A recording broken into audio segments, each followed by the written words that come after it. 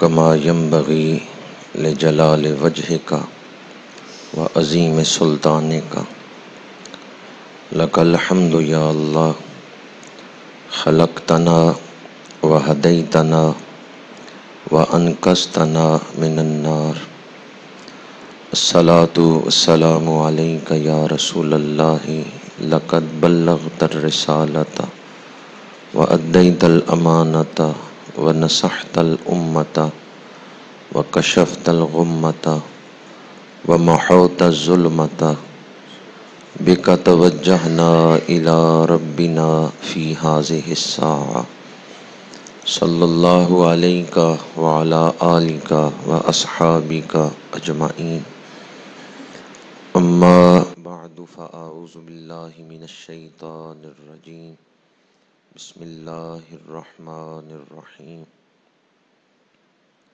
قل ان کنتم تحبون اللہ فاتبعونی یحببکم اللہ صدق اللہ مولانا العظیم ان اللہ وملائکتہ یصلون علی النبی یا ایہا الذین آمنوا صلوا علیہ وسلموا تسلیما الصلاۃ والسلام علیک یا رسول اللہ وعلی آلک واصحابک یا حبیب اللہ الصلاۃ والسلام علیک یا خطیب الانبیاء والمرسلین وعلی آلک واصحابک یا رحمۃ للعالمین۔ تمام تعریفیں ذات واجب الوجود کے لیے جس کا کوئی شریک نہیں ہے، جس کے سوا کوئی عبادت کے لائق نہیں ہے، جس کا ذکر دلوں کا سکون ہے، جس کی یاد مردہ دلوں کو زندہ کر دیتی ہے۔ تمام تعریفیں اس ذات کے لیے جس نے ہمیں انسان بنایا، احسن تقویم کا لباس پہنایا، بے شمار نعمتیں عطا فرمائیں۔ ان نعمتوں میں سب سے بڑی نعمت وجود مصطفیٰ ہے۔ بے شمار درود و سلام اس ہستی پاک پر جو ہمارے درود کے محتاج نہیں ہیں، اللہ ان پہ درود بھیج رہا ہے، اللہ کے فرشتے ان پر درود بھیج رہے ہیں۔ حمد و صلوات کے بعد حضور کی آل پر، آپ کے اصحاب پر، آپ کی امت کے اولیاء پر اللہ بے شمار رحمتوں کا نزول فرمائے۔ دنیا میں ہمیں ان کے نقش قدم پر چلنے کی توفیق عطا فرمائے اور آخرت میں ہمیں ان صالحین کی معیت عطا فرمائے۔ درس قرآن مجید کی آج کی نشست میں میں آپ احباب کے سامنے جس موضوع پر گفتگو کر رہا ہوں وہ ہم سب کے لیے بڑا اہم موضوع ہے، اور پوری زندگی کے ہر دن اور ہر لمحے ہمیں اس موضوع کی ضرورت ہے۔ آج جس موضوع پر گفتگو کر رہا ہوں وہ ہے سنت رسول صلی اللہ علیہ وآلہ وسلم۔ یہ زندگی اللہ تعالیٰ کا تحفہ ہے جو اس نے ہمیں عطا فرمایا ہے۔ ہم خود زندگی کے خالق نہیں ہیں، یہ زندگی ہمیں اللہ نے عطا فرمائی ہے۔ تو جس نے زندگی عطا کی ہے اس نے زندگی گزارنے کا طریقہ بھی بتا دیا ہے، اس نے اپنی چاہت بھی بتا دی ہے کہ اس طرح زندگی گزارو تو کامیاب ہوگے۔ اللہ تعالیٰ نے اپنی چاہت بتانے کے لیے قرآن نازل کیا ہے اور زندگی گزارنے کا نمونہ دکھانے کے لیے اپنے رسول کو بھیجا ہے۔ قرآن بتاتا ہے کہ زندگی کس طرح گزارنی چاہیے، اور اللہ کے رسول نے عملی نمونہ دکھایا ہے کہ زندگی اس طرح گزارنی چاہیے۔ جب موضوع ہے سنت رسول تو سنت کا ذکر تو بعد میں ہوگا، پہلے رسول کا ذکر ہو کہ یہ کس کی سنت ہے، یہ کس کا عمل ہے جس کو اپنانے کی ہمیں دعوت دی جا رہی ہے۔ اللہ تعالیٰ نے مخلوقات میں اپنے محبوب کو سرداری عطا فرمائی ہے۔ حضور سید الخلائق ہیں، حضور باعث تخلیق کائنات ہیں، حضور شاہکار ربوبیت ہیں۔ اللہ تعالیٰ نے مخلوق میں جو سب سے بلند مرتبہ گروہ بنایا ہے وہ انبیاء کرام کا ہے، رسول اعظام کا ہے، لیکن اللہ نے کسی رسول کی جان کی قسم نہیں اٹھائی۔ بڑی شانوں والے رسول ہیں، پاک ان کے وجود ہیں، لیکن اللہ نے کسی رسول کی جان کی قسم نہیں اٹھائی۔ اگر اللہ نے کسی رسول کی جان کی قسم اٹھائی ہے تو ہمارے آقا کریم کی جان کی قسم۔ قرآن مجید میں ہے لَأَمْرُكَ، محبوب آپ کی جان کی قسم۔ وہ جان کتنی پاکیزہ ہے، وہ جان کتنی اعلیٰ ہے، مصطفیٰ جان رحمت پہ لاکھوں سر۔ وہ جو جان رحمت ہیں اللہ کریم نے ان کی قسم اٹھائی ہے، لَأَمْرُكَ، محبوب آپ کی جان کی قسم۔ وہ رسول جن پہ رب درود بھیجتا ہے۔ میں سوچتا ہوں میرے آقا کریم ممبر پہ بیٹھے اللہ کا ذکر کر رہے ہیں، اللہ حضور پہ درود بھیج رہا ہے۔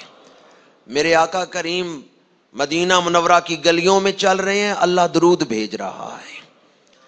حضور کعبے کا طواف کر رہے ہیں، ادھر اللہ حضور پہ درود بھیج رہا ہے۔ کیا شان ہے اس وجود کی جس پہ ہمہ وقت اللہ اور اس کے فرشتے درود بھیج رہے ہیں۔ جب یہ آیت مبارکہ نازل ہوئی وَرَفَعْنَا لَكَ ذِكْرَكَ، تو حضور نے فرمایا جبریل اللہ تعالیٰ نے کس طرح میرا ذکر بلند کیا ہے۔ جبریل اجازت لے کے واپس رب کی بارگاہ میں حاضر ہوئے، پوچھ کے آئے اور عرض کیا یا رسول اللہ، اللہ تعالیٰ فرماتا ہے اذا ذکرت ذکرت معی، اب قیامت تک میرا اور آپ کا نام اکٹھا ہی چلے گا۔ لا الہ الا اللہ محمد الرسول اللہ صلی اللہ علیہ وآلہ وسلم۔ اس رسول کی عظمت اور شان کو کون بیان کر سکتا ہے کہ قیامت کے دن جب ساری مخلوق تمام انسان جمع ہوں گے، شہید بھی، صالحین بھی، صدیقین بھی، انبیاء بھی، اللہ تعالیٰ جو سب سے بلند مرتبہ عطا کرے گا مقام محمود، وہ ہمارے آقا کریم کو عطا فرمائے گا۔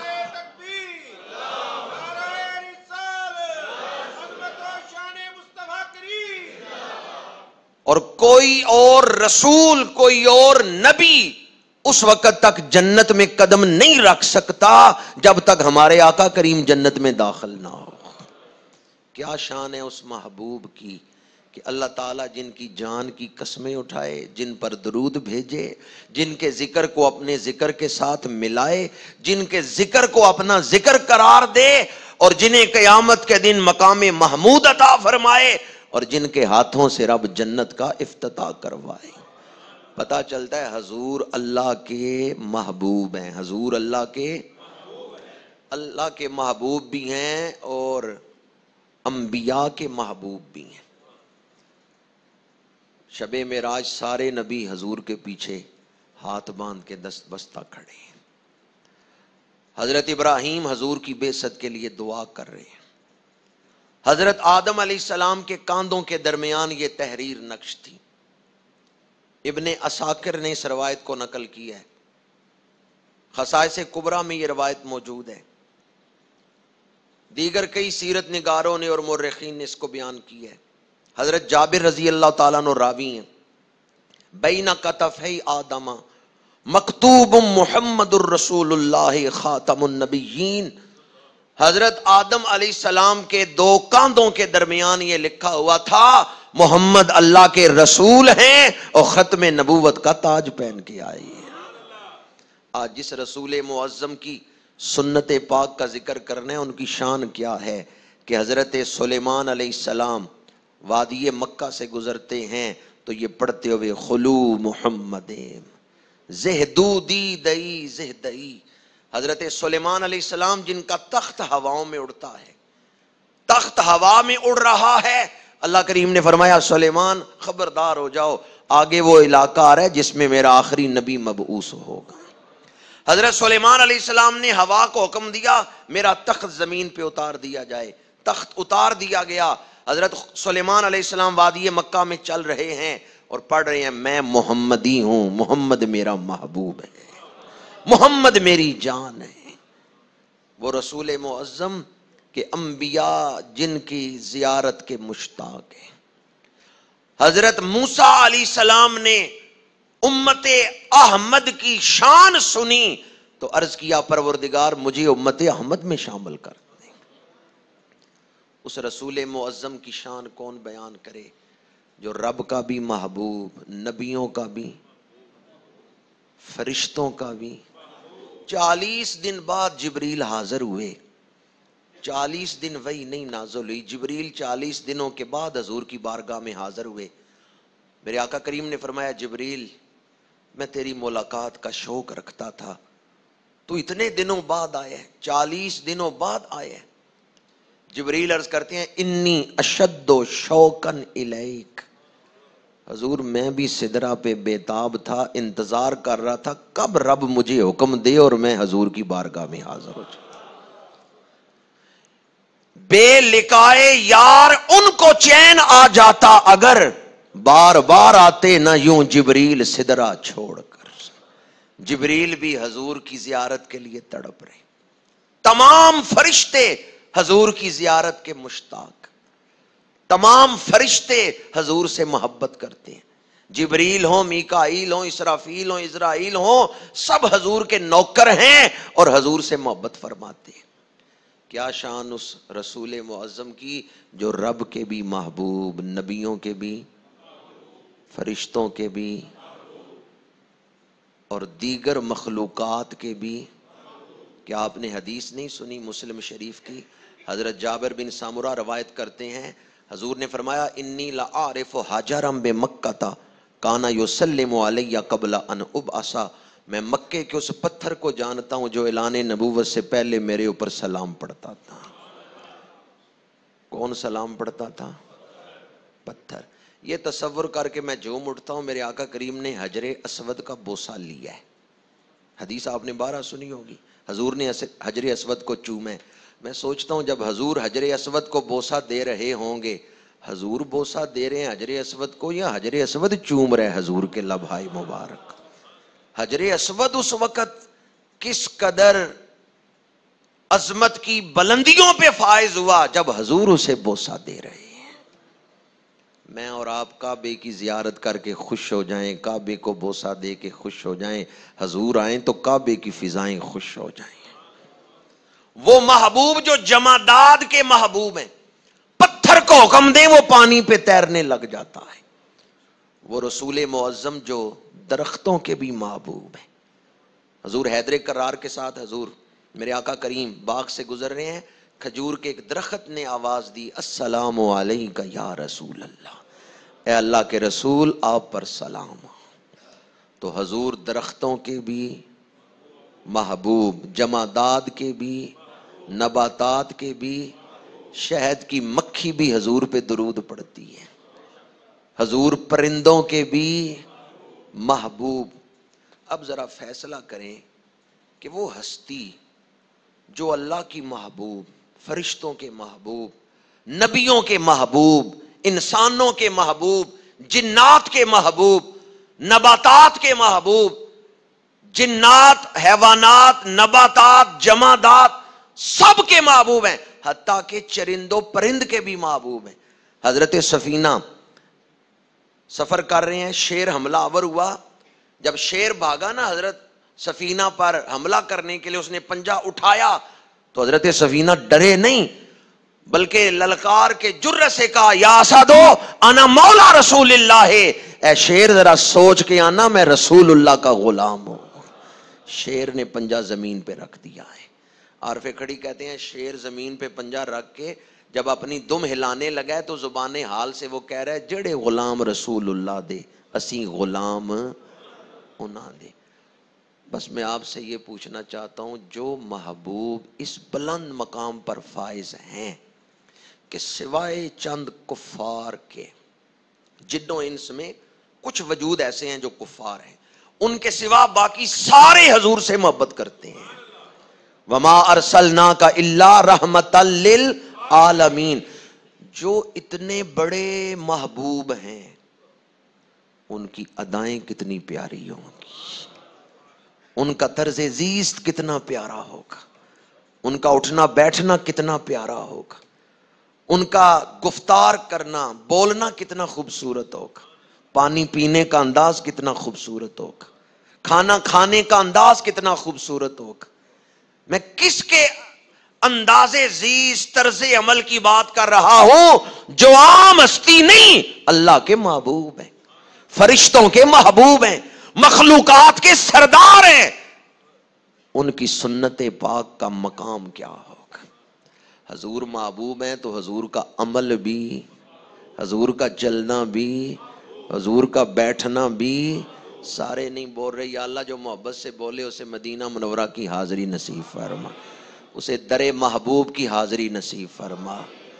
حضور کا قول بھی محبوب ہے، حضور کا فعل بھی محبوب، اور اتنا محبوب ہے اللہ کو کہ جو محبوب کی سنت کو اپنا لے اللہ اسے بھی اپنا محبوب بنا لیتا ہے۔ قل ان کنتم تحبون اللہ فاتبعونی یحببکم اللہ۔ محبوب اعلان کر دیجئے اگر تمہیں اللہ سے محبت ہے میری پیروی کرو، جب میرے عمل کو اپنا لوگے، میری ادا کو اپنا لوگے، اللہ تمہیں اپنا محبوب بنا لے گا۔ حضور محبوب کائنات ہے، جو محبوب رب کا ہے وہ محبوب سب کا ہے، تو محبوب کا وجود بھی محبوب ہے، محبوب کی ادائیں بھی۔ پھر زندگی کس طرح گزارنی چاہیے؟ ان اداؤں کے ساتھ جو اللہ کو پیاری ہیں، یا ان اداؤں کے ساتھ جو شیطان کو پیاری ہیں؟ جو سنت کے مطابق زندگی گزار رہا ہے وہ اس انداز میں جی رہا ہے جو اللہ کو پسند ہے، اور جو سنت کی پرواہ نہیں کرتا، اپنی خواہشات نفسانی کے تحت زندگی گزار رہا ہے، وہ اس انداز پر جی رہا ہے جو شیطان کو پسند ہے۔ زندگی تو بہر طور گزر جائے گی۔ آج مسجد صدیق اکبر میں بیٹھ کر رمضان المبارک کی اس بابرکت صبح ہم نے فیصلہ کرنا ہے، زندگی تو بہر طور گزر جائے گی، لیکن کس کی نقل کرتے ہوئے، کس کے انداز میں ہم نے زندگی گزارنی ہے؟ خدا کے دشمنوں کا انداز اپنا کر یا خدا کے محبوب کی ادائیں اپنا کر؟ خدا کے، اگر کوئی اپنائے گا تو اللہ اسے کیا عطا کرے گا؟ اللہ اس غلام کو بھی جو رسول کا غلام ہے اللہ اسے بھی اپنا محبوب بنا لے۔ ایک آیت تو میں نے پڑھی قل ان کنتم تحبون اللہ فاتبعونی یحببکم اللہ، اور دوسری آیت مبارکہ ہے زندگی گزارنے کا خوبصورت نمونہ حضور کی سیرت پاک ہے۔ لقد کان لکم فی رسول اللہ اسوۃ حسنہ، اور ایک مقام پہ فرمایا من یطع الرسول فقد اطاع اللہ، جس نے رسول کی اطاعت کی اس نے اللہ کی اطاعت کی۔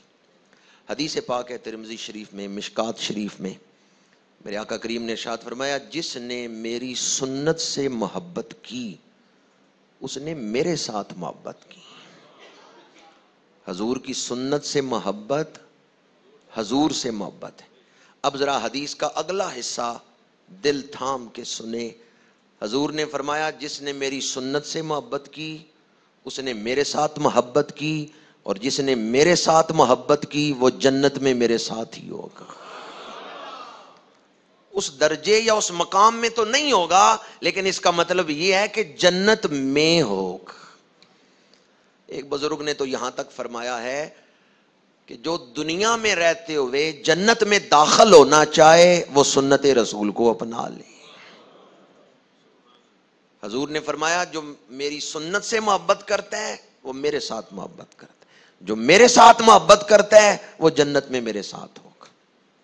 دوسری حدیث پاک جسے عظیم محدث حضرت بہقی انہوں نے روایت کی ہے، حضور نے ارشاد فرمایا جس نے فتنوں کے دور میں میری ایک سنت کو زندہ کیا اسے 100 شہیدوں کا ثواب عطا کیا جائے گا۔ ایک شہادت کا درجہ مل جائے نا، ایک شہید کا رتبہ، تو یہ بہت بڑا مقام ہے۔ چاہے جائے کہ 100 شہیدوں کا درجہ ملے۔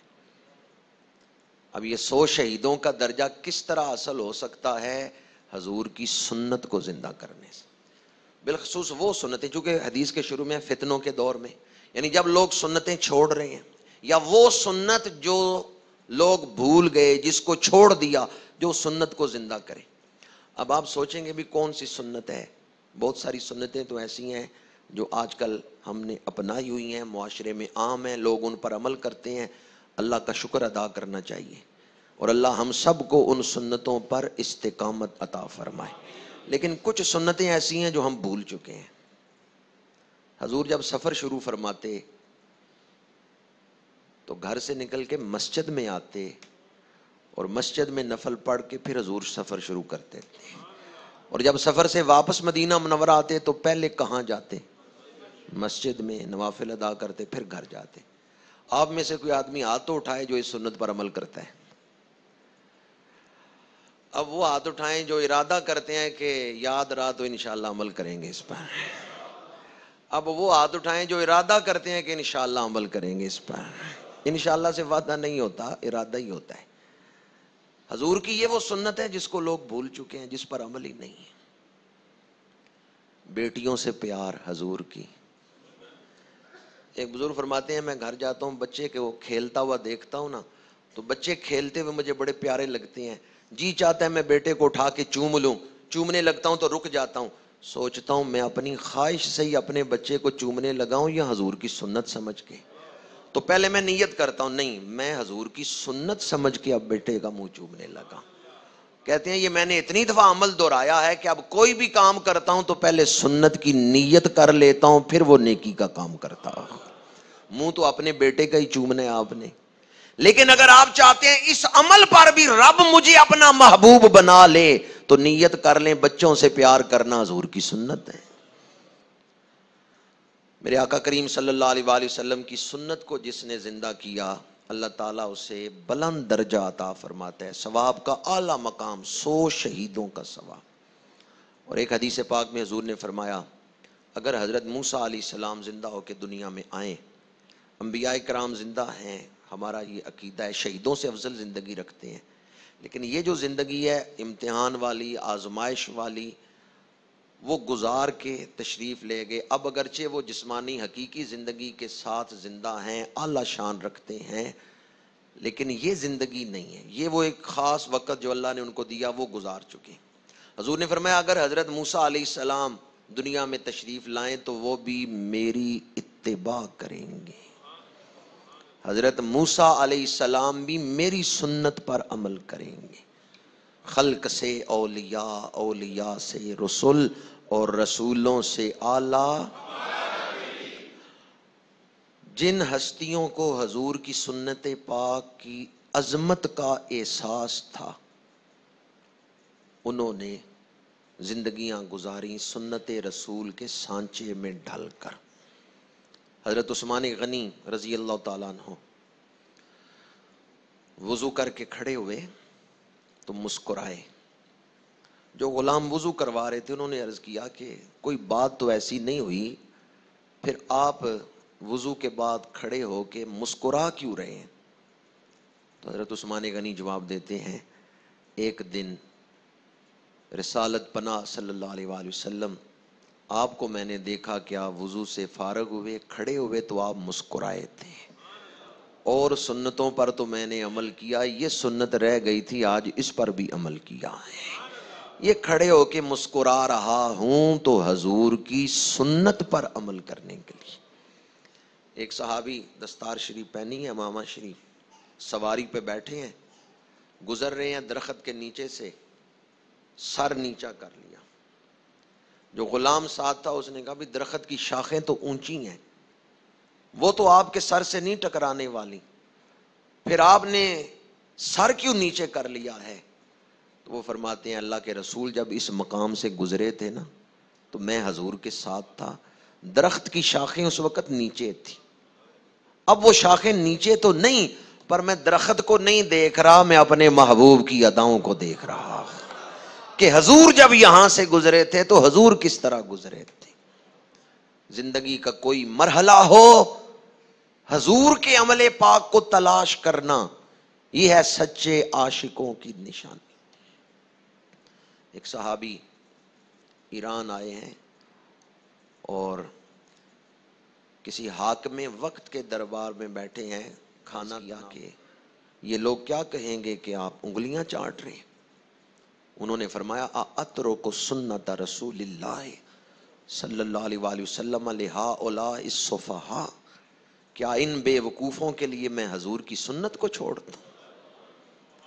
صحابہ کرام نے جب اس طرح حضور کی سنت پر عمل کیا ہے، یہ نہیں دیکھا لوگ کیا کہیں گے، یہ دیکھے اللہ اور اس کے رسول کیا کہیں گے۔ آج ہم کئی سنتوں کو چھوڑ دیتے ہیں، لوگ کیا کہیں گے۔ جب لوگوں کو راضی کرنا مقصود نہیں تھا، اللہ اور اس کے رسول کو راضی کرنا مقصود تھا، تو یہ امت جدھر منہ کرتی تھی اللہ کامیابیوں کے دروازے کھول دیتا تھا۔ اس امت کو ایک رعب رب نے عطا کیا تھا، صحابہ کرام جدھر جاتے ہیں ملکوں کے ملک فتح کر رہے ہیں۔ یہ جو ان کو کامیابیاں مل رہی تھیں، ان کا سبب کیا تھا؟ ان کی زندگیاں سنت رسول کے سانچے میں ڈلی ہوئی تھی۔ صحابہ کرام کے بعد سلف صالحین وہ سنت کی عظمت سے واقف تھے، اس لیے 24 گھنٹے ایک ایک عمل سنت کے مطابق کرتے۔ سلطان العارفین حضرت بایزید بستامی رحمۃ اللہ تعالی علیہ، ایک شخص آپ کے پاس آیا، کچھ عرصہ آپ کی خانقاہ میں رہا، واپس جانے لگا، اس نے کہا میں آیا تھا کہ آپ کی بیعت کروں، لیکن کوئی کرامت نہیں میں نے دیکھی، اس لیے بیعت کیے بغیر واپس جا رہا ہوں۔ آپ نے فرمایا جتنا عرصہ میرے پاس رہے ہو، کرامت نہیں دیکھی، سنت رسول کے خلاف میرا کوئی عمل دیکھا ہے؟ وہ عمل بتاؤ جو میں نے اس عرصے میں سنت کے خلاف کیا ہو۔ اس شخص نے کہا نہیں، کوئی عمل آپ کا سنت کے خلاف نہیں دیکھا۔ آپ نے فرمایا الاستقامت فوق الکرامت، سنت پر قائم رہنا یہ کرامت سے افضل اور اعلی مقام ہے۔ اور ایک روایت میں آپ نے فرمایا 1000 کرامتوں سے افضل ہے سنت پر عمل کرنا۔ سرہند شریف ایک بزرگ حاضر ہوئے، امام ربانی سیدنا مجدد الف ثانی شیخ احمد سرہندی رحمۃ اللہ تعالی علیہ کی بارگاہ میں، اور عرض کیا کہ میرے سینے میں گھٹن تھی، شرح صدر نہیں تھی۔ بعض اوقات ایسا ہوتا ہے کہ آدمی پریشان ہوتا ہے، بے چینی ہے دل میں، قرآن پڑھتا ہوں تو اثر نہیں طبیعت پہ ہوتا، واعظ و نصیحت سنتا ہوں اثر نہیں ہوتا، بعض اوقات دل کی ایسی کیفیت بن جاتی ہے گھٹن۔ اس بزرگ نے حاضر ہو کے امام، وہ بھی سلسلہ عالیہ کے مشائخ میں سے تھے، ان کا نام نہیں میں لے رہا، انہوں نے عرض کیا کہ میرے سینے میں ایک دفعہ گھٹن ہوئی تو میں خواجہ خواجگاں خواجہ باقی باللہ رحمۃ اللہ تعالی علیہ کی خدمت میں گیا تھا، انہوں نے توجہ دی تھی، میری گھٹن دور ہو گئی تھی، بڑا اچھا وقت گزرا، شوق سے میں عبادت کرتا، شوق سے دینی اعمال سر انجام دیتا، لیکن اب کچھ عرصہ ہوا ہے وہ کیفیت دوبارہ لوٹ آئی ہے، اب پھر میرے سینے میں گھٹن ہے۔ اور آپ چونکہ خواجہ خواجگاں خواجہ باقی باللہ رحمۃ اللہ تعالی علیہ کے خلیفہ ہیں، ان کی روحانی امانت کے وارث ہیں، تو آپ مجھے توجہ دیں تاکہ جس طرح خواجہ باقی باللہ کی توجہ سے میری گھٹن دور ہوئی تھی، آپ کی توجہ سے بھی میری گھٹن دور ہو جائے۔ تو امام ربانی نے اس وقت فرمایا وہ تو خواجہ خواجگاں تھے، وہ تو بہت بڑی روحانی شخصیت ہے جن کا ذکر تم کر رہے ہو، میں تو اس مقام پر نہیں ہوں، میں تو بس سنت کا درس ہی دے سکتا ہوں، سنت رسول کے علاوہ تو میرے پاس کچھ نہیں۔ اس انداز میں آپ نے یہ فرمایا کہ میرے پاس تو بس سنت رسول ہے. اتنا فرمانے کی دیر تھی کہ وہ بزرگ جو آئے تھے ان پر وجد طاری ہو گیا. وہ اٹھے اور ان پر وجد طاری ہو گیا, شرح صدر نصیب ہو گیا, گھٹن دور ہو گئی, اور ایسے فیوزات اس جملے سے ہی ان کو حاصل ہو گئے کہ وہ وجد میں مبتلا ہو گئے. اور جب وہ وجد کر رہے تھے تو دربار شریف کی زمین کانپنے لگی. سرہند شریف کی زمین جیسے زلزلہ ہے تو تھر تھراتی ہے نا, تھر تھرانے لگی. امام ربانی نے اپنے درویش سے, اپنے غلام سے فرمایا میری مسواک لے کے آؤ. وہ بھاگتا ہوا گیا, مسواک لے کے آیا. آپ نے مسواک زمین پہ پٹکی, بس مسواک کو زمین پہ مارنے کی دیر تھی کہ زمین رک گئی. ان بزرگوں کا وجد بھی رک گیا, کیفیت بحال ہوئی. تو امام ربانی نے فرمایا کہ جو تمہاری کیفیت تھی کہ تمہیں وجد آیا تو زمین بھی تمہارے ساتھ شامل ہو گئی.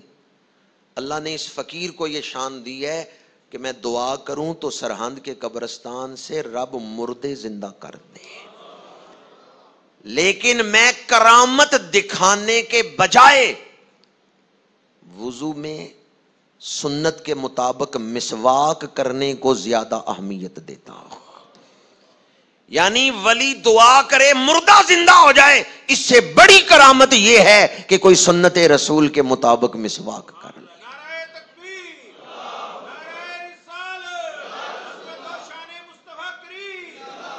تو اولیاء کرام کے نزدیک سب سے بڑی کرامت یہ ہے کہ زندگی کس طرح گزرے, یہ بہت بڑی کرامت ہے. حضرت امیر کلال رحمت اللہ تعالی علیہ, خواجہ خواجگاں خواجہ بہاؤالدین نقشبند بخاری رحمت اللہ تعالی علیہ کے مرشد حضرت امیر کلال, وہ فرماتے ہیں نفل نمازیں پڑھتے ہوئے تمہاری کمر کبڑی ہو جائے اور نفلی روزے رکھتے ہوئے تمہارا جسم تنکے کی طرح باریک ہو جائے, پھر بھی قسم ہے جلال خداوندی کی تم اللہ کا قرب نہیں پا سکتے جب تک سنت کے مطابق زندگی نہیں گزارو. کوئی یہ نہ سمجھے کہ چلے کر کے وظیفے پڑھ کے اور سنت کا مذاق اڑا کے سنت کو چھوڑ کے اللہ کا قرب مل جائے گا. حضرت امیر کلال فرماتے ہیں نفلی نمازیں پڑھ پڑھ کے تمہاری کمر کبڑی ہو جائے اور نفلی روزے رکھتے ہوئے تمہارا جسم تنکے کی طرح باریک ہو جائے, پھر بھی جلال خداوندی کی قسم ہے اللہ کا قرب نہیں پا سکتے جب تک سنت کے مطابق زندگی نہ گزار.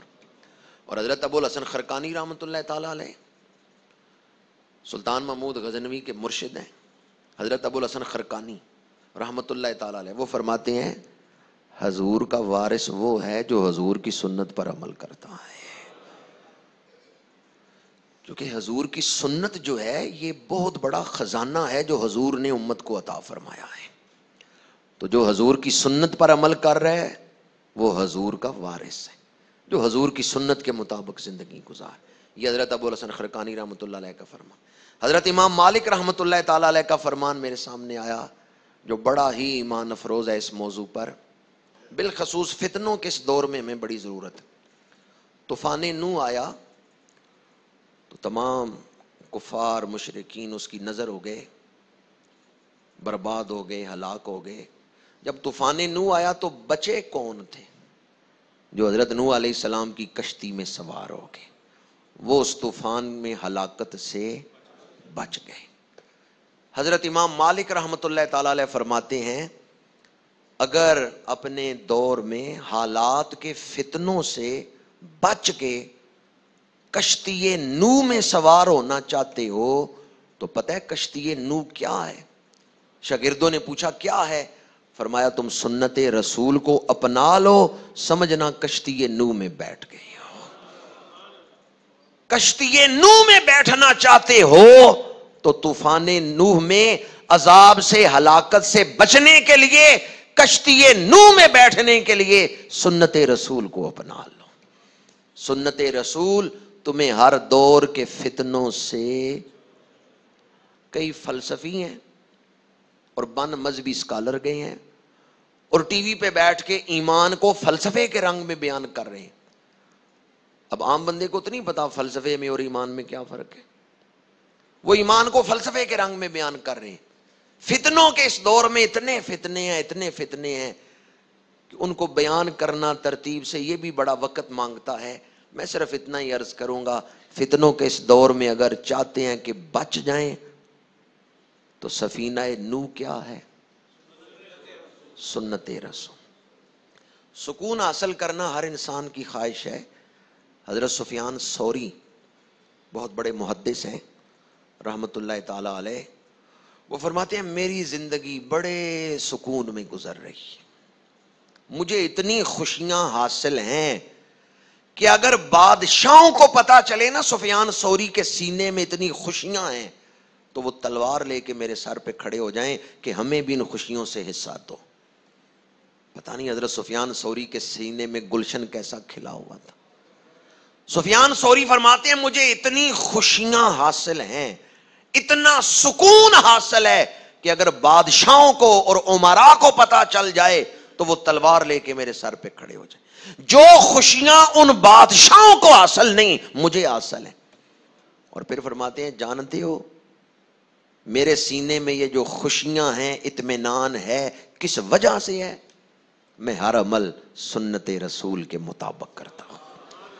کہتے ہیں میری زندگی میں اطمینان ہے تو یہ سنت رسول کی وجہ سے ہے۔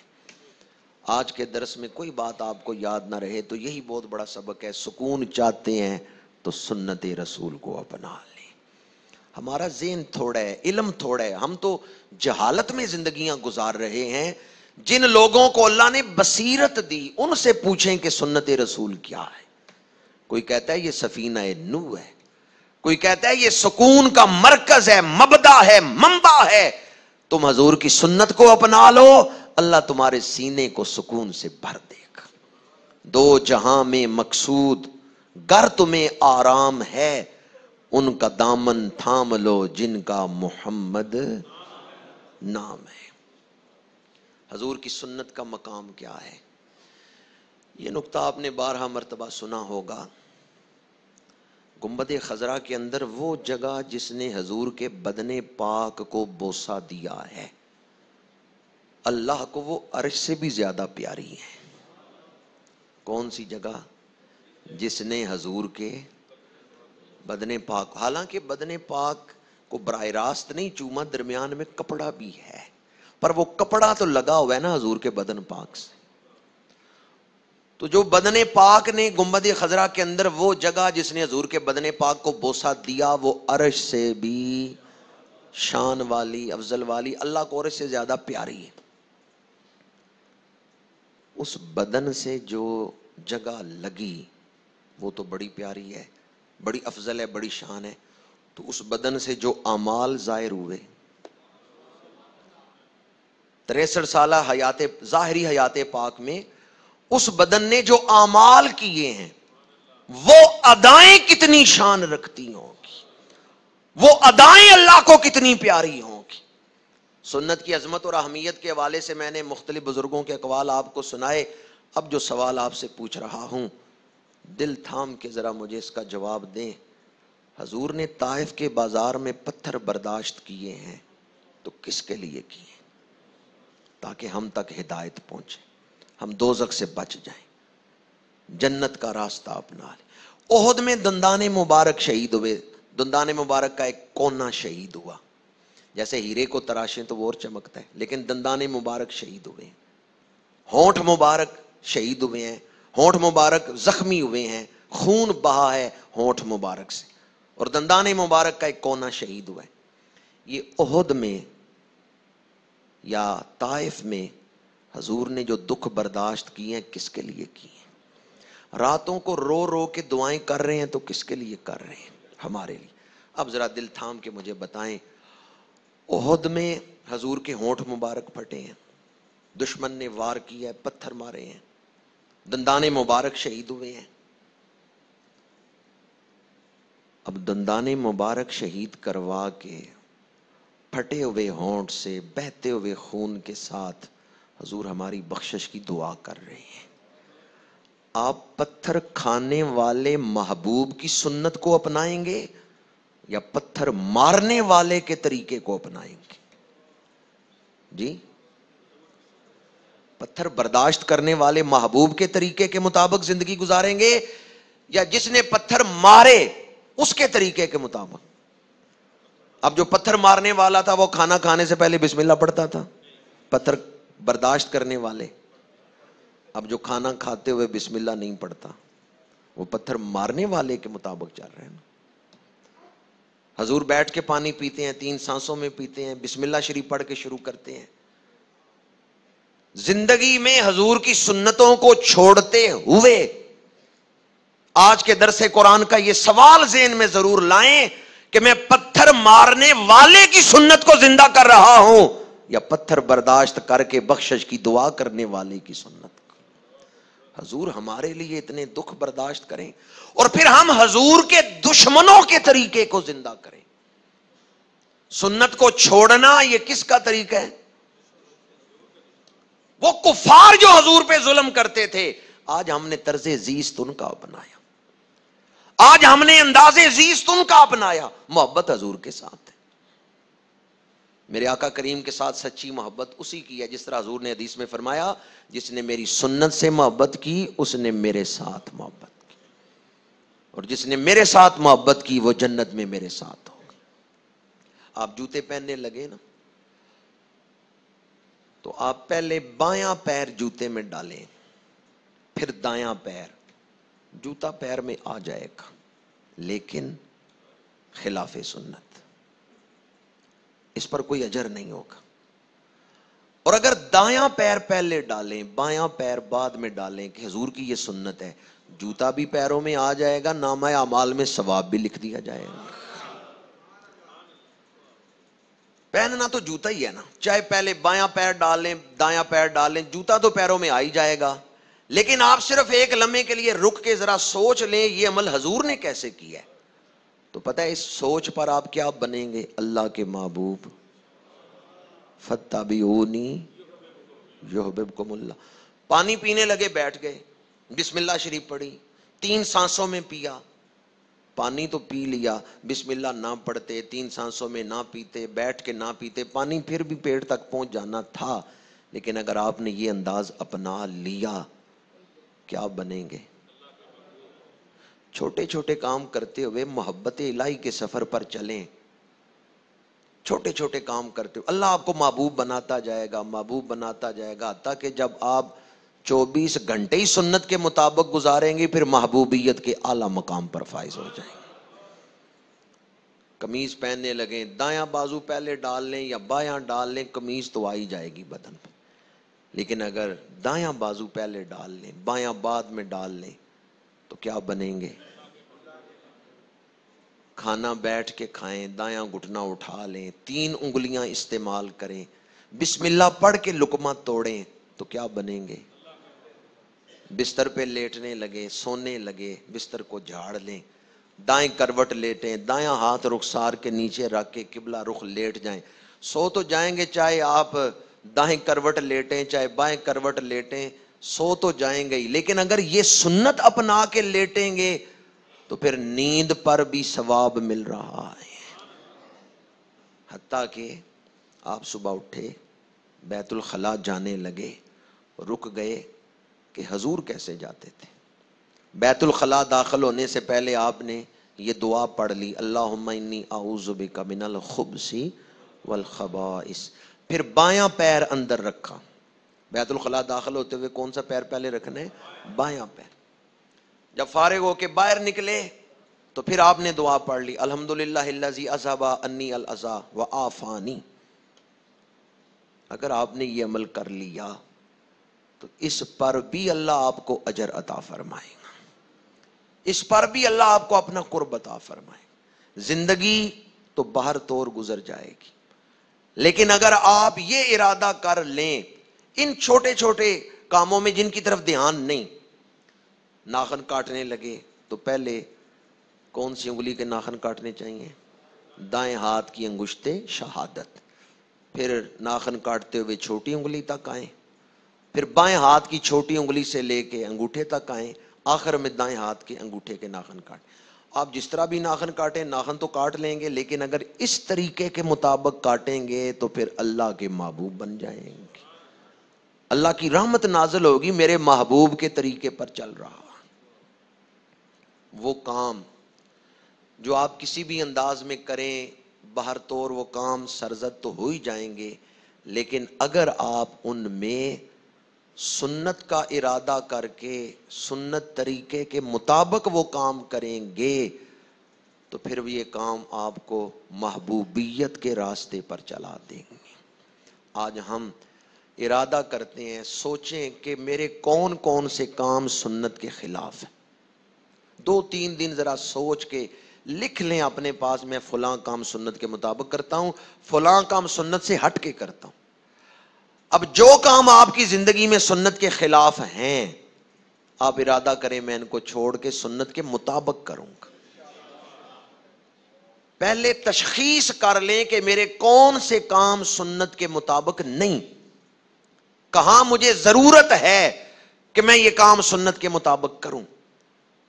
1-2 دن اگر اس پر غور کریں گے اور پھر ان کاموں کو شروع کر دیں گے کہ آئندہ میں نے سنت کے مطابق ہی کرنے ہیں، تو انشاءاللہ رمضان شریف کا یہ مہینہ آپ کی زندگی کو بدلنے میں اہم کردار ادا کرے گا، کیونکہ ماحول روحانیت والا ہے۔ اگر آپ ان دنوں میں ہی اپنی زندگی پر غور کر لیں کہ جو اعمال سنت سے ہٹ کے ہیں، اگر آپ سنت کے مطابق وہ اعمال کریں گے، دل کو سچی خوشی بھی حاصل ہوگی۔ کھانا کھانا ہے، جسم کو توانائی ملے گی، لیکن اگر آپ سنت کے طریقے کے مطابق کھائیں گے تو پھر جسم کو بھی طاقت ملے گی، روح کو بھی طاقت ملے گی، دل کو خوشی بھی حاصل ہوگی، پھر ظاہر اور باطن دونوں کو طاقت ملے گی اگر آپ سنت کے مطابق کھانا کھا لیں۔ میں نے آپ کے سامنے قرآن مجید، احادیث مبارکہ، سلف صالحین کے اقوال، ان سے سنت کی عظمت کو بیان کیا۔ آج اس دور میں تو غیر مسلم بھی، اسلام کے دشمن بھی حضور کی سنت کو سلام پیش کر رہے ہیں۔ یہ دنیا کو دانت صاف کرنا کس نے سکھایا ہے؟ محققین کو دعوت تحقیق ہے کہ ذرا تاریخ پڑھ کے یہ ثابت تو کریں کہ دنیا کو دانت صاف کرنا کس نے سکھایا ہے۔ فرانس میں ایک مبلغ ہیں، وہ فرماتے ہیں کہ مجھے، منصور صاحب، وہ فرماتے ہیں مجھے پتا چلا کہ یہاں ایک گورے نے کلمہ پڑھا ہے، تو میں گیا اس کو مبارک دینے۔ میں نے اس کو مبارک دی کہ تو نے اسلام قبول کیا ہے۔ میں نے اپنے پاس سے ایک مسواک اس کو تحفے میں دی، تو جو مسواک میں نے اس کو دی اس نے چوم کے اپنے پاس رکھ لی، اور پھر جیب سے ایک ٹشو پیپر نکالا، اس کو کھولا، اس کے اندر چھوٹی سی مسواک تھی، وہ نکال کے اس نے میرے سامنے رکھی اور کہتا ہے یہ مسواک باعث بنی ہے میرے کلمہ پڑھنے کا۔ میں نے حیران ہو کے کہا کہ مسواک کیسے باعث بن گئی کلمہ پڑھنے کا؟ اس نے کہا میرے دانتوں کو تکلیف تھی، میں اپنے ڈاکٹر کے پاس گیا، اس نے 1 مہینے کی دوائی لکھ دی کہ یہ دوائی کرو، 1 مہینے کے بعد آنا۔ میں وہ دوائی کر رہا تھا، اس دوران میرا ایک مسلم فرینڈ تھا، اس سے میں ملا، اس کو پتا چلا میرے دانتوں کو تکلیف ہے، اس نے یہ مسواک مجھے تحفے میں دی تھی۔ میں یہ مسواک بھی کرتا رہا، ڈاکٹر نے جو دوائی دی تھی وہ بھی کرتا رہا۔ مہینے کے بعد جو میری تاریخ تھی، اپوائنٹمنٹ تھی، میں گیا ڈاکٹر کے پاس، ڈاکٹر نے دانت چیک کیے تو مجھ سے وہ کہنے لگا سچ سچ بتاؤ میری دوائی کے ساتھ اور کون سی دوائی کھاتے رہے ہو؟ میں نے کہا میں نے تو اور کوئی دوائی نہیں کھائی، میں تو صرف تمہاری دی ہوئی دوائی استعمال کرتا رہا ہوں، اور تو میں نے کوئی دوا استعمال نہیں کی۔ اس نے کہا نہیں، یہ رزلٹ مجھے بتا رہا ہے کہ تم نے کوئی اور دوائی بھی کھائی ہے، میں نے جو دوائی دی تھی مجھے پتا تھا اس نے تمہارے دانتوں کو کس کیفیت میں لانا ہے، اس کے بعد میں نے تمہیں 2 کورس اور کروانے تھے، پھر جا کے دانت ٹھیک ہونے تھے، لیکن اب تو تمہیں دوائی کی ضرورت ہی نہیں رہے گی، بتاؤ کون سی دوائی تم نے اور استعمال کی ہے؟ وہ نو مسلم کہتا ہے میرے ذہن میں آیا میں نے دوائی تو نہیں استعمال کی، لیکن ایک مسلمان دوست کی دی ہوئی مسواک استعمال کرتا، وہ میری جیب میں ہی تھی، میں نے نکال کے دکھائی، میں نے کہا یہ میں دانت صاف کرنے کے لیے استعمال کرتا رہا ہوں۔ ڈاکٹر اس کو لے کے، مسواک کو لے کے اندر گیا، لیبارٹری میں کچھ دیر چیک کرتا رہا، باہر آ کے اس نے مجھے کہا یہ تیری شفا کا باعث بن گئی. وہ نو مسلم کہتا ہے اس وقت میرے ذہن میں آیا میرے ڈاکٹر نے تو لیبارٹری میں چیک کیا اس کو اور پھر آ کے کہا ہے کہ یہ تمہاری شفا کا باعث بنی ہے. جس دور میں مسلمانوں کے نبی نے یہ مسواک کی سنت اپنی امت کو عطا کی ہے، کیا اس وقت مکہ شریف مدینہ منورہ میں کوئی لیبارٹری تھی جس میں تحقیق کر کے حضور نے بتایا ہو کہ دانتوں کے لیے استعمال کرو، اس کا فائدہ ہے؟ وہ نو مسلم کہتا ہے یہ سوچتے ہی میرے دل پر اسلام کی حقانیت کا دروازہ کھل گیا، میں نے اسلام قبول کر لیا کہ وہ مخبر صادق ہیں، پیغمبر اسلام سچے ہیں. اس دور میں کوئی ایسا ریسرچ انسٹیٹیوٹ نہیں تھا جس میں ریسرچ ہو رہی ہو کہ مسواک کا یہ فائدہ ہے. اللہ کے نبی نے پتھروں اور چٹانوں پہ بیٹھ کے اپنی امت کو جو درس دیا ہے اسی میں انسانیت کی فلاح ہے، اسی میں انسانیت کی کامیابی. وہ نو مسلم کہتا ہے اس مسواک نے میرے دل پر اسلام کی عظمت کا دروازہ کھلوا دیا ہے. اور حضور کی کتنی سنتیں ایسی ہیں جن پر غیر مسلم ریسرچ کر رہے ہیں اور نتیجہ کیا نکالتے ہیں؟ کہتے ہیں اس کا یہ فائدہ ہے، اس کا یہ طبی فائدہ ہے، اس کا یہ طبی فائدہ ہے. آج کل کئی دوستوں نے مجھے جاپان کے کسی سائنسدان کا ایک بیان سنوایا ہے کہ اس کو نوبل پرائز دیا گیا ہے کہ اس نے کینسر کے علاج کو دریافت کرنے میں کوئی نمایاں کام سر انجام دیا ہے. تو اس سے کسی نے انٹرویو کیا صحت کے حوالے سے مختلف باتوں پر، تو ایک بات اس نے یہ کی، اس نے کہا یہ جو مسلمانوں کا روزے رکھنے کا عمل ہے یہ کینسر کو ختم کرنے میں بڑا اہم کردار ادا کرتا ہے. یہ جو پورا مہینہ ایک خاص وقت معدے کو خالی رکھتے ہیں اس کا بڑا اثر ہے صحت پر. اگرچہ اسلام کی حقانیت کے لیے تو ہمیں چاہیے ہم یہ بیان کریں، لیکن روزہ رکھتے ہوئے یہ نیت نہیں رکھنی چاہیے کہ اس سے جسمانی فائدے کیا ہوں گے. روزہ رکھتے ہوئے صرف یہی نیت کریں میں اللہ کو راضی کرنے کے لیے روزہ رکھ رہا ہوں، وہ جسمانی فائدے تو بہر طور حاصل ہوں گے. مسواک کرتے ہوئے بھی نیت کیا کرنی ہے؟ مسواک ہم سب بھی کرتے ہیں، اس کیفیت میں نہ بھی کریں جو سنت پراپر طریقہ ہے، ورنہ جو دانت صاف کرنے والی سنت ہے وہ تو آپ سب بھی پوری کرتے ہیں. لیکن آپ پتہ ہے کیوں کرتے ہیں؟ سب نہیں، اکثریت جو ہے وہ اس وجہ سے کرتی ہے کہ اگر میں نے دانت نہ صاف کیے، دفتر جاؤں گا تو کیا کہیں گے آج دانت نہیں صاف کیے، اسکول جاؤں گا تو ساتھی کیا کہیں گے، یا گھر والے کیا کہیں گے تمہارے منہ سے بدبو آ رہی ہے، دانت نہیں صاف کیے. ہم دانت صاف کرتے ہیں لوگوں کے ڈر سے. انما الاعمال بالنیات. آپ دانت صاف کریں حضور کی سنت سمجھتے ہوئے. جب حضور کی سنت سمجھتے ہوئے یہ عمل کریں گے دانت بھی صاف ہو جائیں گے، اللہ اجر و ثواب بھی عطا فرمائیں گے. تو غیر مسلم بھی آج حضور کی سنتوں پر، ایک مبلغ لکھتے ہیں کہ میں جاپان گیا تو وہاں ایک پادری کے ہاں، یہ جو گرجا ہے کلیسا، اس میں ہم نے اس سے ریکویسٹ کی کچھ دن رہنے کے لیے، اس نے ہمیں ایک کمرہ دے دیا. لیکن 3-4 دن ہی گزرے تھے کہ وہ پادری کہنے لگا مجھے کلمہ پڑھاؤ. میں نے پوچھا سبب کیا ہے، تیرے دل میں اسلام کی محبت پیدا ہو گئی؟ وہ کہتا ہے میں تم کو روز دیکھتا ہوں وضو کرتے ہوئے، تو میں نے وضو کے جس ترتیب سے تم وضو کرتے ہو اس کا جو صحت پر اثر ہے اس کو دیکھا تو میں پکار اٹھا کہ جس ہستی نے یہ طریقہ بتایا ہے نا وہ انسانی وجود کا بڑا علم رکھتے ہیں، مخلوق کو بھی جانتے ہیں، وہ خالق کو بھی جانتے ہیں. اس پادری نے صرف ایک چیز پر غور کیا، وضو کے طریقے پر، اور اسلام قبول کر لیا. حضور کی سنتوں پر غیر مسلم بھی جب غور کرتے ہیں تو اسلام کی حقانیت کو سلام پیش کرتے ہیں. میں نے آپ کے سامنے دور حاضر سے چند طریقے، چند عظمتیں حضور کی عظمت کی، حضور کی شان میں سنت پاک کے حوالے سے بیان کی. درس قرآن کا وقت اتنی وسعت نہیں رکھتا، ورنہ آپ کے سامنے اس موضوع پر مزید گزارشات کرتا۔ حضرت احمد کبیر رفاعی رحمۃ اللہ تعالی علیہ، ان کا ایک قول مجھے یاد آ رہا ہے جو اس موضوع پر حرف آخر ہے۔ حضرت سید احمد کبیر رفاعی رحمۃ اللہ تعالی علیہ فرماتے ہیں، حضور کی سنت کو وہی چھوڑے گا جس کے دل میں یا تو کفر اور منافقت ہے، چھپی ہوئی ہے، یا وہ پرلے درجے کا بے وقوف ہے۔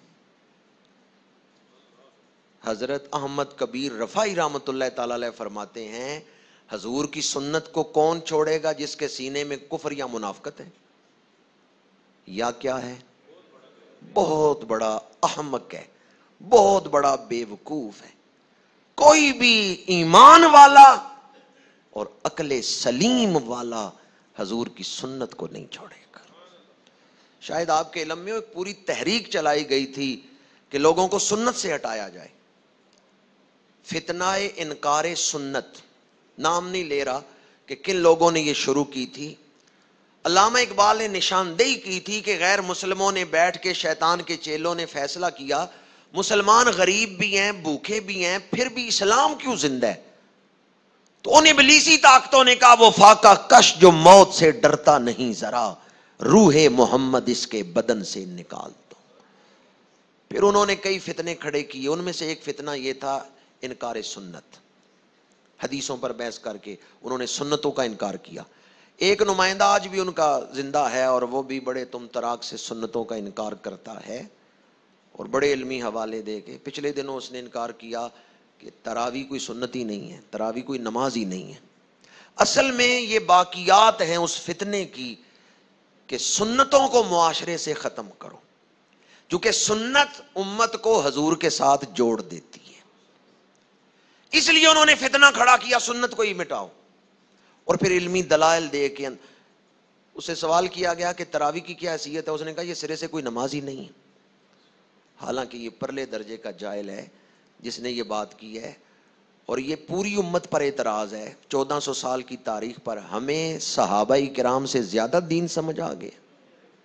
صحابہ نے براہ راست حضور سے سیکھے۔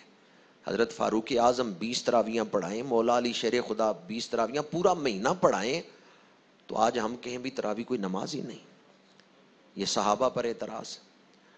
اور حضور نے ارشاد فرمایا من قام رمضان ایمانا و احتسابا غفر له ما تقدم من ذنبہ، جس نے رمضان کی راتوں میں قیام کیا اللہ اس کے پچھلے گناہوں کو معاف کر دے۔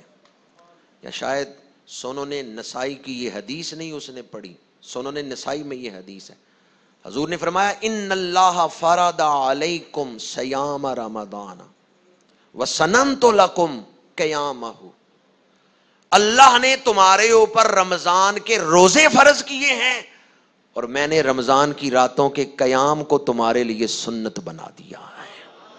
تو یہ حدیث ہے حضور کی، حضور نے فرمایا رمضان کی راتوں میں قیام کرنا میری سنت ہے۔ اب بعض لوگ اس کو ختم کرنے کے لیے معاذ اللہ اور طرح طرح کے فتنے کھڑے کر کے یہ چیز بھی سنت نہیں ہے، یہ چیز بھی سنت نہیں ہے۔ میں آپ کی خدمت میں اتنا ہی عرض کروں گا، حضرت احمد کبیر رفاعی رحمۃ اللہ تعالی علیہ کا فرمان، سنت سے دور کون ہوگا؟ یا تو وہ شخص جس کے سینے میں ایمان نہیں، یا وہ شخص جو پرلے درجے کا احمق ہے، بے وقوف ہے۔ کوئی عقل مند حضور کی سنت کو چھوڑنے والا نہیں، کوئی صاحب ایمان اور عقل سلیم والا حضور کی سنت کو نہیں چھوڑے گا۔ آئیں آج یہ جن بزرگوں کا فرمان میں نے آپ کو سنایا نا، حضرت احمد کبیر رفاعی، یہ اس درجے کے عاشق ہیں کہ مدینہ منورہ حاضر ہوئے تو روضہ پاک کے قریب، اس دور میں ابھی اتنی دوریاں نہیں تھی روضہ پاک سے، اب تو روضہ پاک سے دیوار سے دور کیے گئے، پھر جالیوں سے دور، اب تو جالیوں کے قریب بھی نہیں جا سکتے۔ پہلے ایک وقت تھا کہ روضہ پاک کے قریب جا کے، اندر جا کے لوگ سلام عرض کرتے۔ حضرت احمد کبیر رفاعی رحمۃ اللہ تعالی علیہ حاضر ہوئے تو عرض کیا یا رسول اللہ صلی اللہ علیہ وسلم، پہلے روز صبح و شام میری روح یہاں حاضر ہوتی تھی، میں سلام پیش کرتا تھا، آج تو میں اپنے جسم کے ساتھ آیا ہوں، یا رسول اللہ میرے اوپر کرم فرمائیں، مجھے اپنے ہاتھ کا بوسہ عطا فرمائیں، لمس عطا فرمائیں۔ تو مزار پاک سے حضور نے اپنا دست مبارک ظاہر فرمایا۔ اس وقت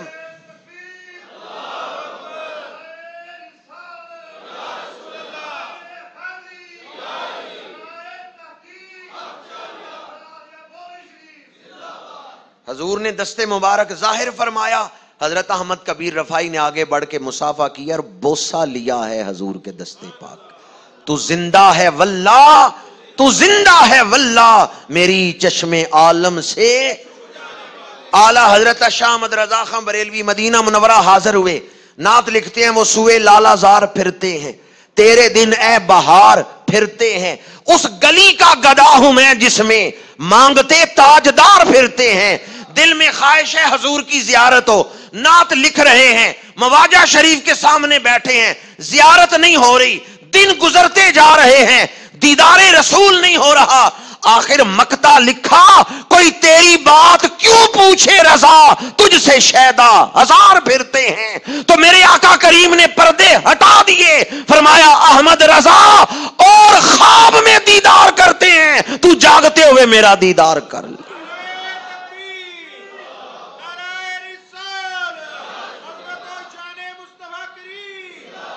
جب اپنے آپ کو عاجزی کے اس مقام پر لے کے آئے کہ کوئی کیوں پوچھے تیری بات رضا، تجھ سے کتے ہزار پھرتے ہیں، تجھ سے شیدا ہزار پھرتے ہیں، تجھ سے کتنے ہزار پھرتے ہیں۔ تو میرے آقا کریم کو اپنے عاشق کی یہ آہوزاری، یہ انکساری پسند آئی اور پردے ہٹا کے فرمایا احمد رضا اور تو خواب میں دیدار کرتے ہیں، تو جاگتی آنکھوں کے ساتھ میرا دیدار کر۔ پھر بریلی کے تاجدار نے 2 دفعہ قسم اٹھا کے فرمایا تو زندہ ہے واللہ، تو زندہ ہے واللہ، میری چشم عالم سے چھپ جانے والے۔ اللہ کی قسم ہے حضور آج بھی زندہ ہے، اللہ کی قسم ہے حضور آج بھی زندہ ہے۔ اللہ تعالی ہمیں حضور کی سنتوں سے محبت عطا فرمائے۔ حضور جانتے ہیں کون میرے طریقے کو زندہ کر رہا ہے، کون میری سنت سے پیار کر رہے، کون میری سنت کی اہمیت سے واقف نہیں ہے۔ حضور سب کے دلوں کی کیفیت کو جانتے ہیں۔ ایک بزرگ ہیں، ان سے سنتیں رہ گئیں، حضور کی خواب میں زیارت ہوئی، حضور نے فرمایا تم سے تو یہ امید نہیں کی جا سکتی، تم جیسا شخص میری سنت چھوڑ۔ پھر ساری زندگی ان کی سنتیں نہیں قضا ہوئیں۔ تاجدار گولڑا، آپ کے ساتھ بھی ایسا واقعہ پیش آئے، سنتیں قضا ہو گئیں، تو اسی رات حضور کی زیارت ہوئی، سلام کے لیے آگے بڑھے، پنڈلیوں کو لپٹ گئے، سیمی ساکیں، یا آپ نے نعت میں لکھا ہے ساکین، حضور کی پنڈلیاں ان سے لپٹے، سلام پیش کیا، حضور شان بے نیازی سے آگے تشریف لے گئے۔ تو روتے ہوئے تاجدار گولڑا عرض کرتے ہیں مجھے غلام سے کیا خطا ہوئی کہ میرے آقا کریم نے سلام قبول نہیں فرمایا۔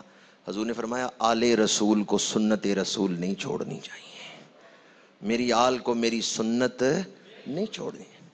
تاجدار گولڑا جب اس واقعہ کو یاد کرتے تو روتے، اج سکھ متراں دی ودیری ہے، کیوں دلڑی اداس گنیری، لوں لوں وچ شوق چنگیری ہے، اج نینا لائیاں کیوں جڑیاں، لاؤ مکتی مخطط بردے یمن، من بھاوری جھلک دکھاؤ سجن، اوہو مٹھیاں گالیاں لاؤ مٹھن، جو ہمرا وادی سن کریاں۔ ہمرا وادی میں زیارت ہوئی تھی تو نعت میں ذکر کیا اوہو مٹھیاں گالیاں الاؤ مٹھن، جو ہمرا وادی سن کریں۔ یا رسول اللہ وہ میٹھے بول سننے کے لیے آج پھر میرا دل تڑپ رہا ہے، جو ہمرا وادی میں حضور آپ نے کلام فرمایا تھا، آج بھی وہ ارشاد فرمائے۔ تو میں آپ کی خدمت میں یہی عرض کروں گا، آج رمضان المبارک کی اس بابرکت صبح آئیں ارادہ کرتے ہیں حضور کی سنتیں سیکھیں گے، اپنی زندگی کا تجزیہ کریں گے، کتنے کام میں سنت سے ہٹ کے کرتا ہوں جن میں مجھ کو پرواہ ہی نہیں سنت کی، اور پھر ہم ایک ایک کر کے وہ ساری خامیاں اپنی دور کر کے زندگی کو سنت کے سانچے میں ڈالیں گے۔ کسی کی ادا کو ادا کر رہا ہوں، جب آپ حضور کی سنت کو ادا کریں گے، اللہ تعالیٰ آپ کو اپنا محبوب بنا لے گا. کی محمد سے وفا تو نے تو ہم تیرے ہیں، یہ جہاں چیز ہے کیا لوح و قلم تیرے ہیں. مجھے صحابہ کی ایک سنت یاد آئی. یہاں ہمارے کامرس کالج سے پروفیسر عطا میرا صاحب تشریف فرمائے. کل انہوں نے ایک بات کی تو اس پر مجھے یہ بات یاد آئی ہے کہ تقریباً کوئی 18-20 سال پہلے کی بات ہے کہ میں نے ایک بیان میں صحابہ کرام کی سنت کا ذکر کیا کہ وہ جب الوداعی مصافحہ لیتے تھے تو سورہ والعصر ایک دوسرے کو سناتے تھے. تو جب بھی پروفیسر صاحب سے ملاقات ہوئی یہ ہمیشہ ہی مجھے وہ سورہ والعصر سناتے ہیں. تو کل یہ کہہ رہے تھے کہ لوگ اور بھی میرے پیچھے کھڑے ہیں، اگر سارے آپ کو سناتے رہیں تو آپ تو سارا دن یہیں کھڑے رہیں گے. تو میں نے آج مناسب سمجھا کہ یہ بات بھی آپ کے سامنے بیان کرتا چلوں کہ اگر مجمع میں ہوں اور ایک آدمی اٹھنے سے پہلے سورہ والعصر سنا دے تو صحابہ کی وہ سنت سب کی طرف سے پوری ہو جائے گی. تو آج میں سورہ والعصر پڑھتا ہوں.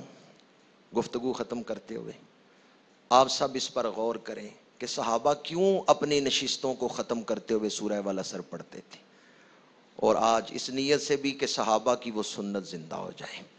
بسم اللہ الرحمن الرحیم. والعصر ان الانسان لفی خسر الا الذین آمنوا وعملوا الصالحات وتواصوا بالحق وتواصوا بالصبر. قسم ہے تیزی سے گزرنے والے زمانے کی، انسان بہت بڑے نقصان میں ڈوبا ہوا ہے، مگر وہ لوگ نقصان سے بچ گئے جو ایمان لائے، انہوں نے نیک اعمال کیے، ایک دوسرے کو حق بات کی وصیت کرتے رہے اور ایک دوسرے کو صبر کی وصیت کرتے رہے. اللہ عمل کی توفیق عطا فرمائے. وما علینا الا